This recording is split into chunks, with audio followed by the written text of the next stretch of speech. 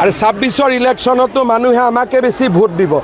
জুবিনক ছিংগাপুৰৰ পৰা আনিলোঁ, জুবিনক ইমান ধুনীয়াকৈ আমি অন্ত্যেষ্টিক্ৰিয়া কৰিলোঁ, জুবিনৰ ন্যায় দিম, চাৰ্জশ্বিট দিম।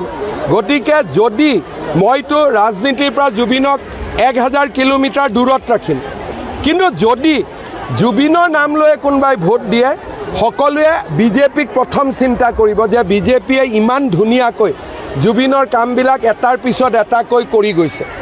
কিন্তু মই জুবিনৰ নামত ভোট নিবিচাৰোঁ, তেওঁ ৰাজনীতিৰ পৰা 1000 কিলোমিটাৰ দূৰত থকাটো মই বিচাৰোঁ। কোনো বৈতৰণি নাই, কোনো এইবিলাক ইছ্যু নাই। এইটো ইছ্যু বিৰোধীয়ে জীয়াই ৰাখিছে এগেইনষ্ট হিন্দু ছ'চাইটি।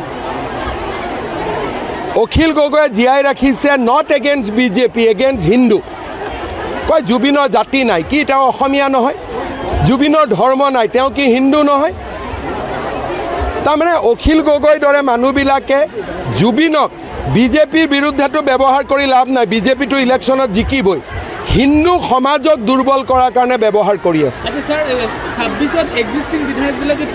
সেইটো মই কেনেকৈ ক'ব পাৰোঁ ভাই, এইটোতো নাড্ডাজীক সুধিব লাগিব।